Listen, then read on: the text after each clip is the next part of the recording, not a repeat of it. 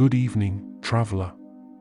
Tonight, our path begins in the verdant heart of the Shire, where Frodo Baggins happens, quite by accident, to stumble upon a walking stick left behind long ago by Bilbo.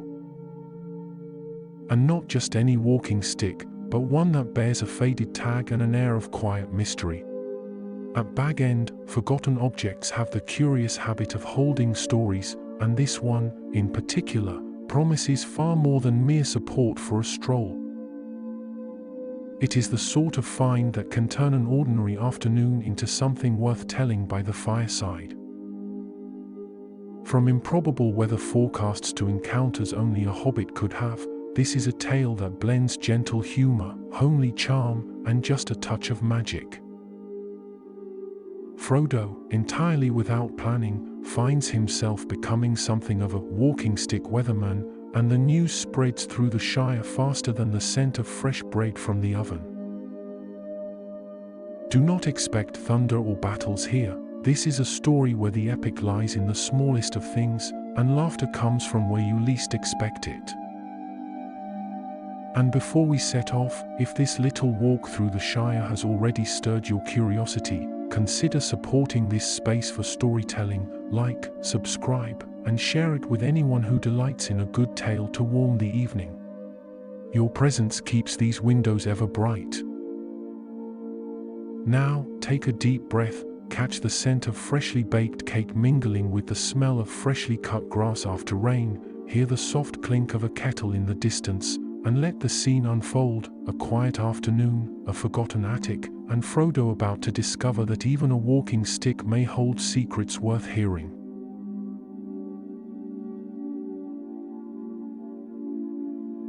High upon the gentle hills of the Shire, where the leaves already quivered with the promise of a new season, Bag End lay in silence, serene as the books that slept beneath the dust on its shelves. The evening winds swept over the rooftops like gentle fingers across a well-worn lute, and, inside the smile, a hobbit with thoughtful eyes was rummaging through the attic with the same reverence one might use to leaf through memories. Frodo Baggins, now master of Bag End, was bent over a pile of trunks and faded blankets. He was looking for nothing in particular. Perhaps simply a way to pass the time between a cup of tea and the next wave of longing. There, among crumpled maps of Eriador, worn quills, and a hat that looked as though it might have belonged to a bad-tempered troll, Frodo found a walking stick. It was made of dark wood, polished as if it had been carved by running water over the course of centuries. Tiny symbols run along the handle in spiraling lines, reminiscent of pipe smoke curling lazily into the air. At the top, a small glass sphere caught the light from the skylight in soft shades of grey and blue. Tied to it with a linen cord was a tag, yellowed with age. In Bilbo's unmistakable handwriting, it read, "For cloudy or muddled days. B." Frodo raised his eyebrows and smiled faintly, like someone hearing a joke told by one who had long since gone, yet whose voice still lingered in the corners of the house. He brushed his fingers gently over the inscription, and for a moment thought he heard Bilbo's light laughter, perhaps hidden beneath the floorboards. "One of his little jokes," he murmured, though something within him, that part which still believed in adventures whispered by the branches, seemed unsettled by the stick. He held it carefully and lifted it, as if it were a sacred relic or a long-forgotten sword. The glass sphere caught a ray of late afternoon sunlight, tinting it with gold. It was at that moment that a voice drifted up from the floor below. "Frodo? You all right up there?"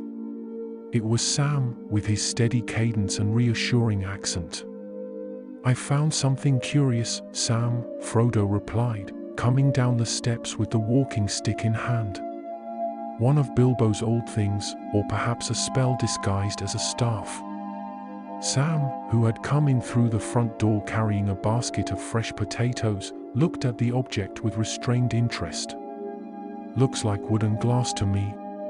But with Mr. Bilbo, you never know," he said, setting the basket on the table. He once had a crow's feather he claimed could read thoughts. Didn't guess a single one, But the bird was always pecking at fat Willowdown's bread, and that much it could predict just fine. Frodo laughed, resting the stick against his shoulder. "Perhaps this one predicts the weather," he said theatrically, glancing out the window. "Just look at the clouds, Sam, as grey as the beard of a weary dwarf. I wager it'll rain in 2 naps' time." 2 naps? Sam frowned. "Is that time measured by pillow?" "It's the most reliable measure I know," Frodo answered with a mischievous smile. And, as though Middle-earth itself had decided to join in the joke, a fine rain began to fall over the front garden before they had finished their afternoon tea. Sam looked outside, then at Frodo, and finally at the stick. "Well, maybe there's something to it after all," he said, scratching his head. "Or maybe it's just the sort of luck you get when you've time to notice the wind." Frodo didn't reply. His eyes were fixed on the glass sphere, where raindrops now mirrored themselves in miniature. A nostalgic gleam passed through his gaze, the same gaze that had once faced the flames of Mordor and the gardens of Lothlorien, and which now sought gentler enchantments in the simplicities of home. Sam, ever practical, was already setting to work on the potatoes, muttering about sodden soil and the frogs invading the garden beds. But Frodo remained there at the doorway, the stick resting firmly by his side, his face lifted to the sky. Not for the rain, nor for the forecast, but for something he could not name, something perhaps hidden between the lines of that faded tag, or in the echo of a forgotten laugh lingering in the walls of Bag End. And that night, as the Shire lay under a blanket of mist scented with tea leaves and damp firewood, Frodo wrote in his diary, "Forecast, gentle rain. Ideal for garden cabbages and memories." And he slept dreaming of maps, walking sticks, and old songs that no one quite remembered anymore, but which, somehow, still made sense when the world grew quiet.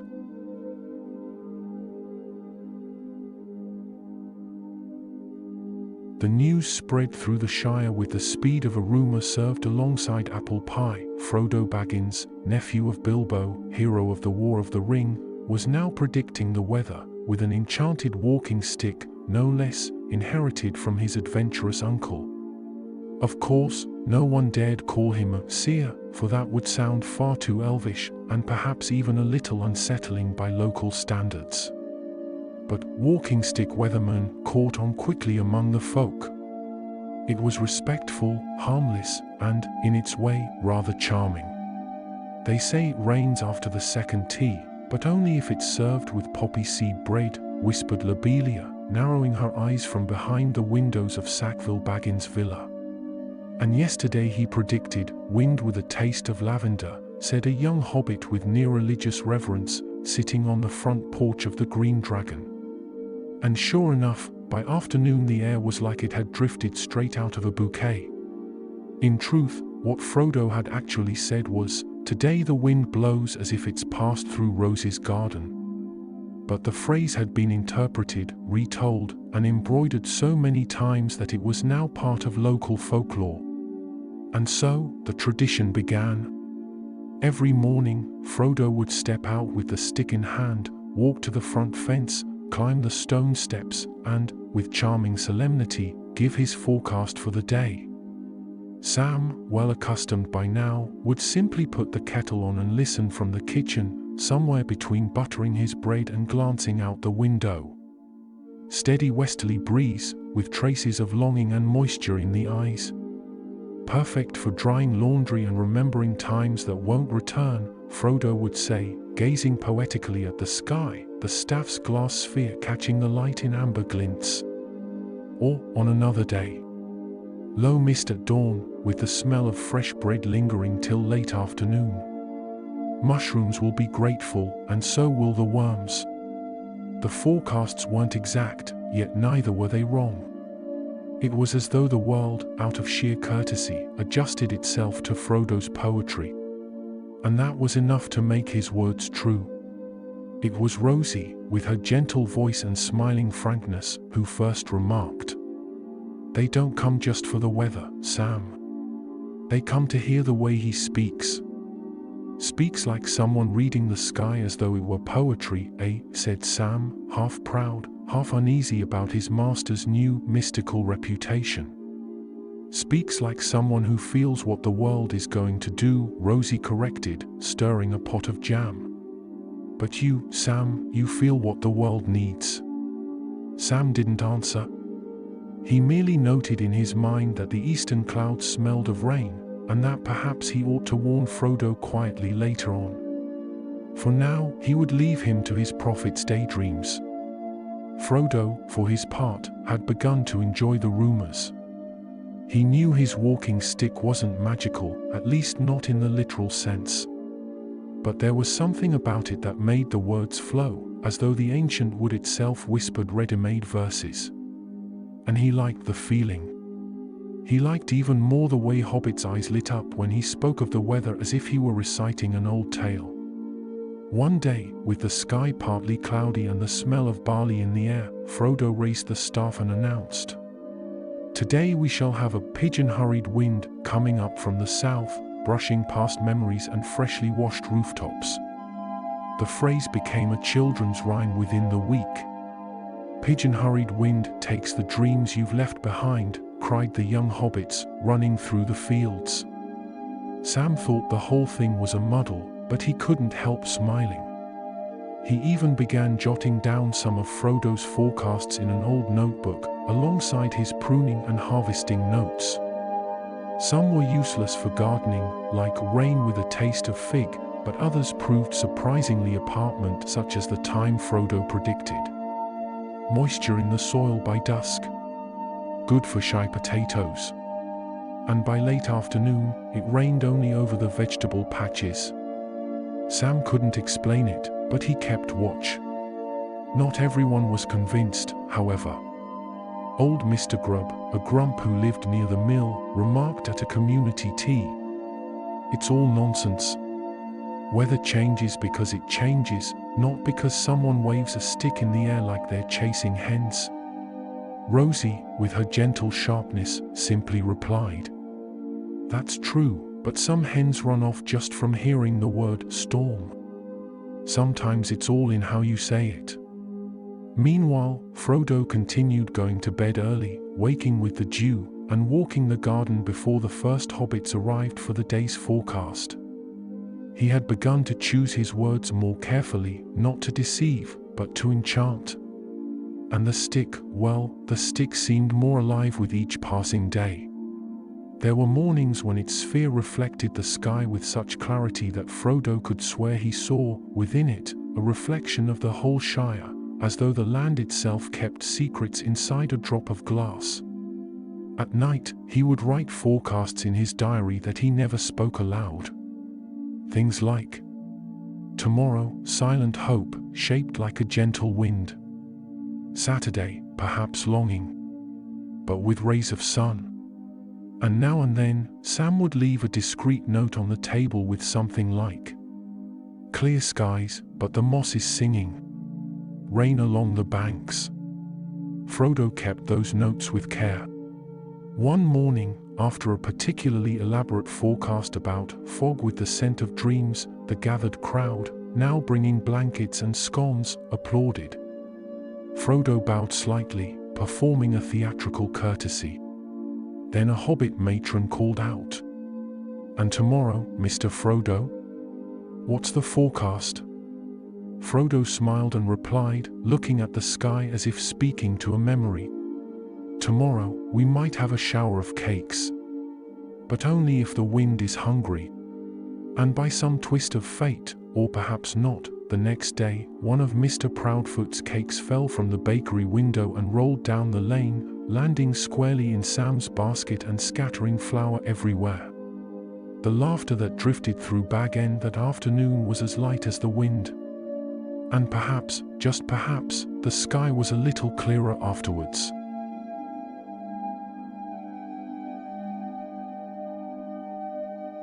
Autumn spread across the Shire like a patchwork quilt sewn together by lazy winds and golden fingers.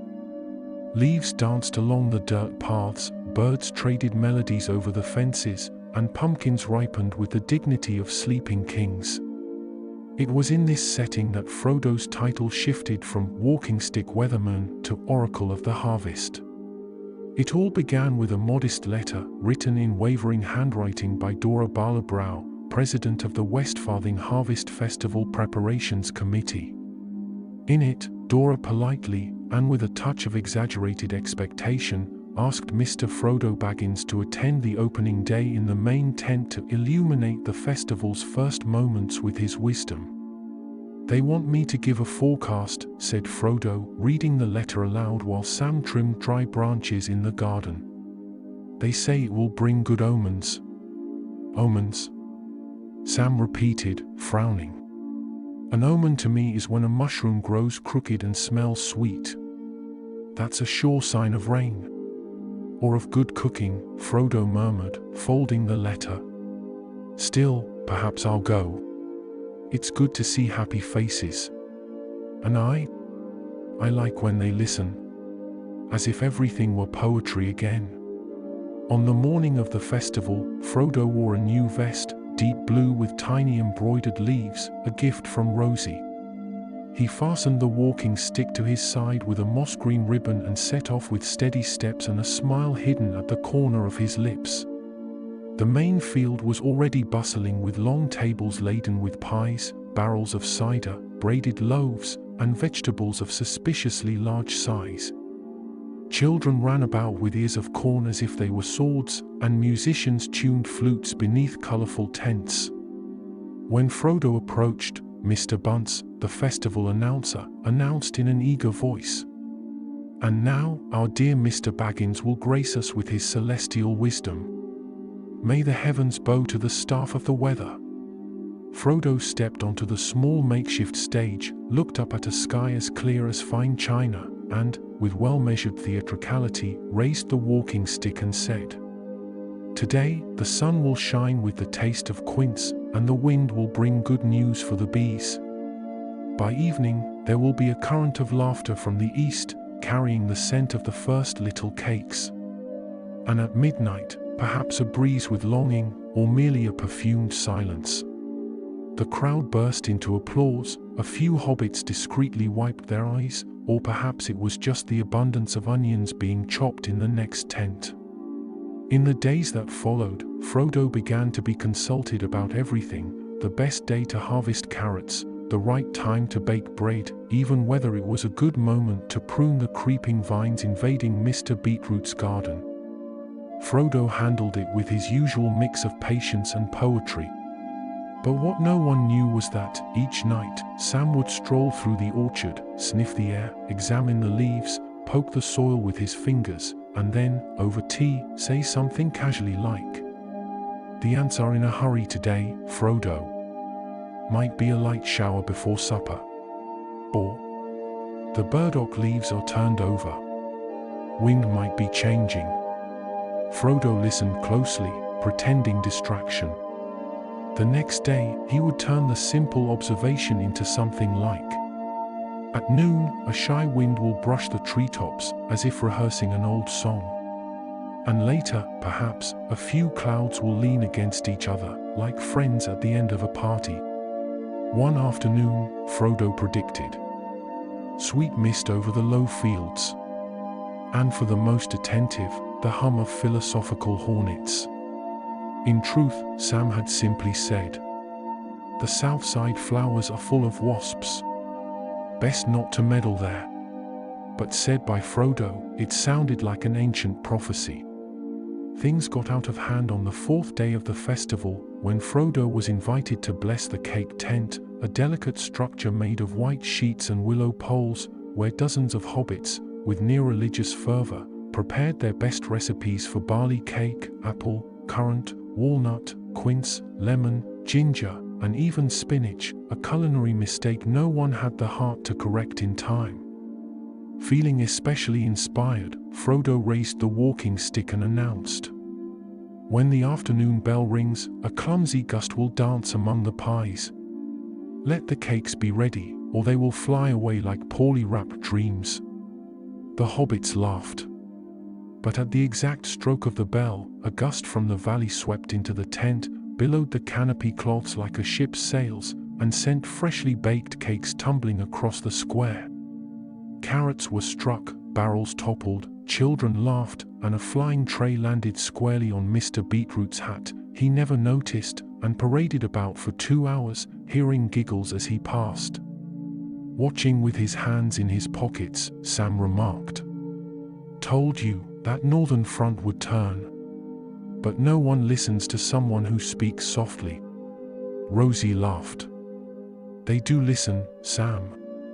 They listen plenty. They just prefer when it's Frodo who says it. Because he puts flowers even on a fright." That night, the sky was clear, but the moon seemed to be holding laughter within it.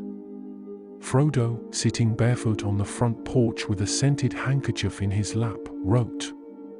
Forecast, crumbed laughter over colored blankets.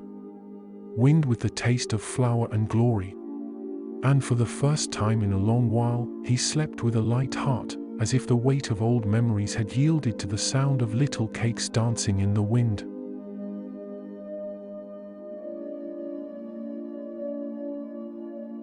The festival days followed one another in a golden sequence, like beads neatly strung on an old necklace. The Shire, in all its fullness of color and scent, thrummed with music, stories, and platters filled to the brim. But among all the attractions of that memorable autumn, none had become more anticipated than Frodo's forecasts. Tents went up before the morning breeze even arrived, and small crowds of hobbits, armed with notebooks, tea cakes, and eyes brimming with hope, gathered on the lawns before Bag End. Some even brought cushioned chairs and embroidered pillows bearing the name of the season, Autumn of the Magic Walking Stick. Sam watched it all with a mixture of amazement and resignation. It was no longer enough to tend the gardens and trim the hedges, he now also had to make sure Frodo had time to dress properly before consulting the heavens. "You're not wearing that waistcoat again, are you?"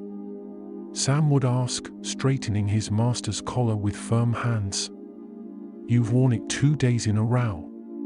This waistcoat has a trustworthy forecast look, Sam," Frodo would reply with the most serious air he could muster. "Besides, it has perfect pockets for storing analogies and metaphors." Sam sighed, but secretly found it amusing. And, in secret, he had begun carrying a small notebook in which he recorded weather patterns, botanical observations, and the strangest verses Frodo recited. Then it happened. On the eve of the festival's final day, Frodo stepped onto the veranda steps, leaned solemnly on the walking stick, and, before dozens of attentive hobbits, declared in the ceremonial voice he reserved for his most inspired moments. "My friends, tomorrow, be prepared, it will snow pink petals." A hush fell. A pigeon coughed. Rosie, in the middle of the crowd, raised an eyebrow. Sam, slicing an apple into thin wedges for a snack, froze mid-movement. "Snow, what?" repeated Mr. Tunnel, occasional fisherman and professional critic of forecasts. "Pink petals," Frodo repeated without wavering. "Falling from the sky like blossomed sighs. A snowfall of fleeting beauty." Some laughed, others exchanged glances, and the more poetic scribbled the forecast eagerly. But most went away shaking their heads with expressions that mixed fondness and doubt. Sam, however, knew.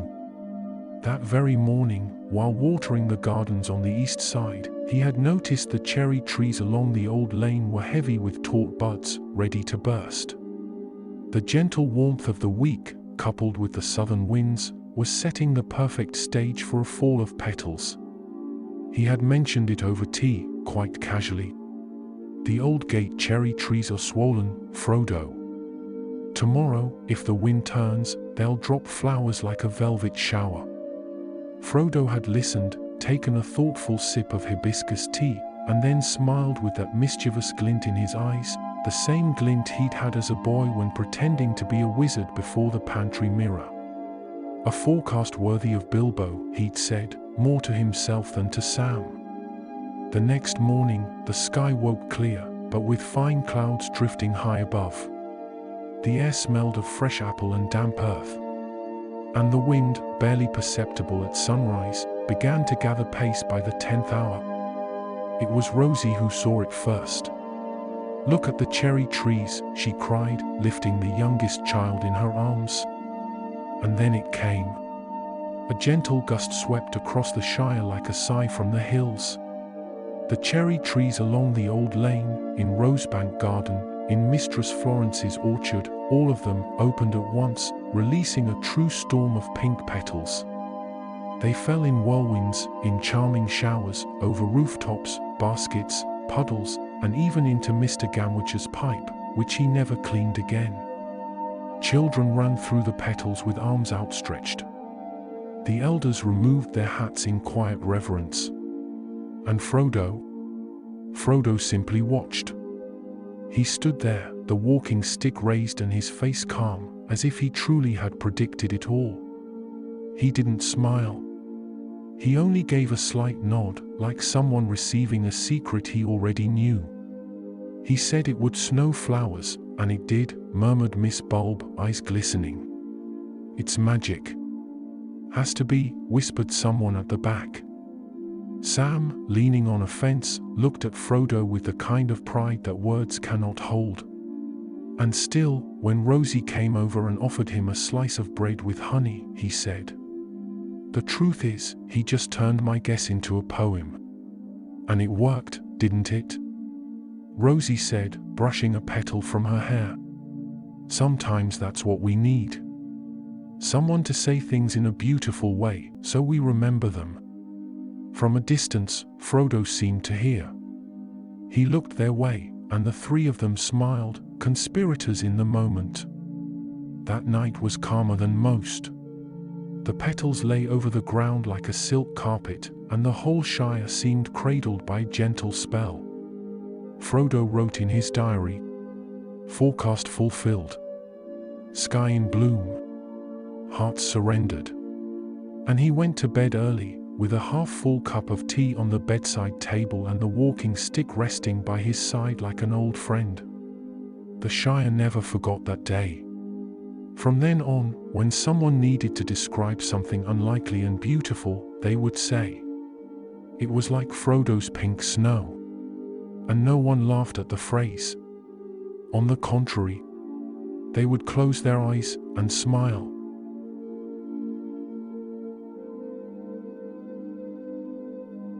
The harvest festival ended like the best of dreams, leaving in the air a sweet fragrance, footprints in the grass, and memories that, with the passing of the seasons, would seem more like poetry than truth. The pink petals still rested in a few crevices, tucked away like little secrets on the roof of the Green Dragon and between the steps of porches.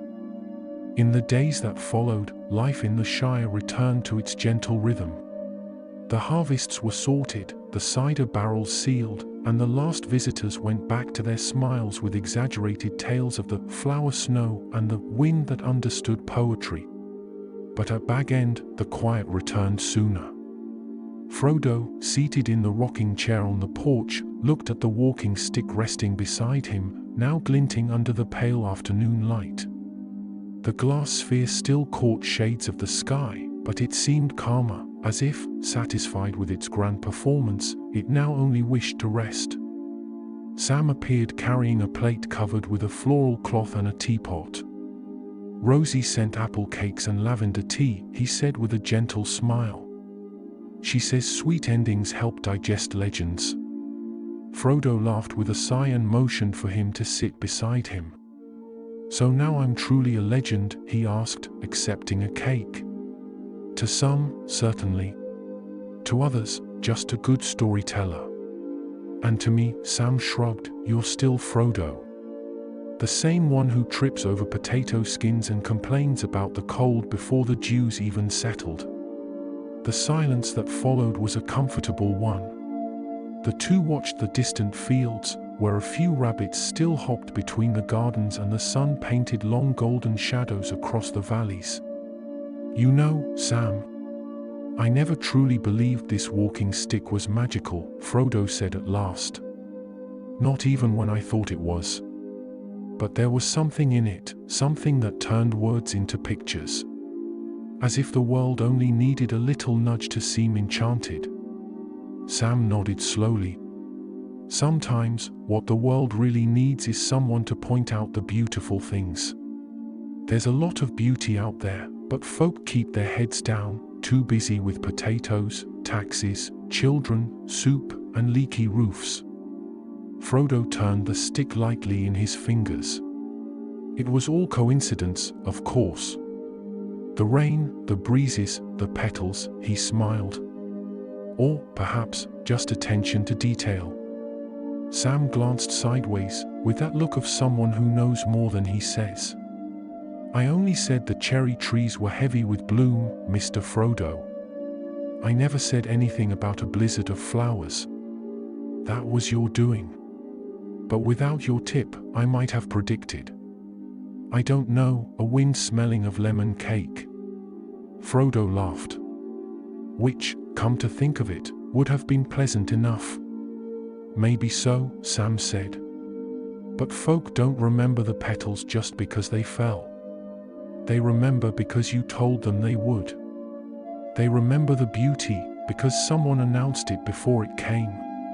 At that moment, Rosie stepped out from the kitchen door, sleeves rolled up, hair tied in a loose braid, and a dish towel over her shoulder.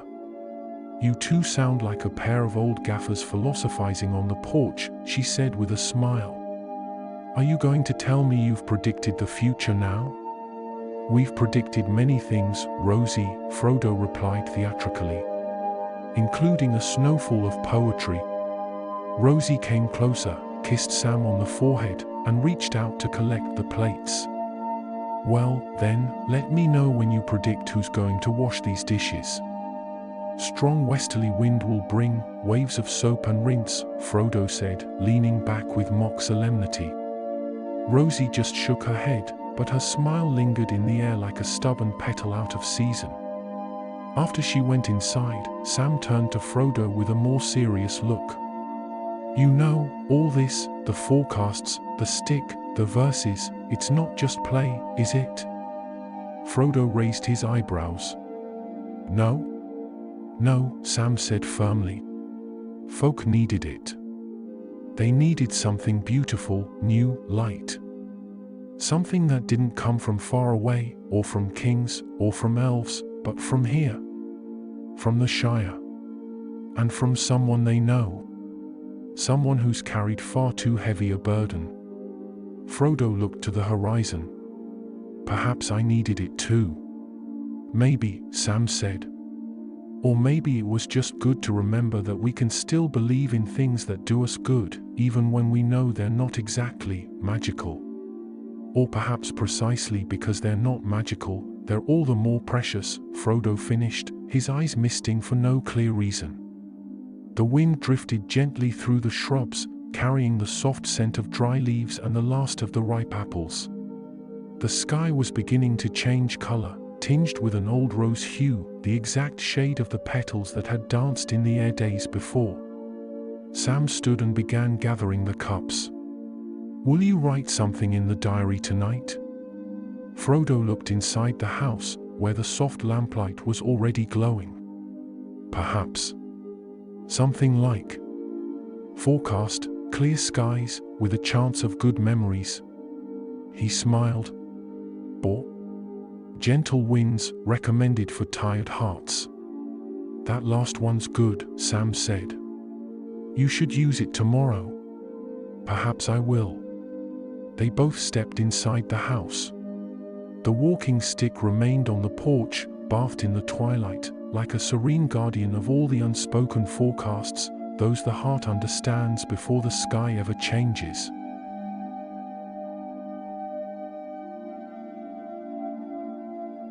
The days had settled once more at Bag End.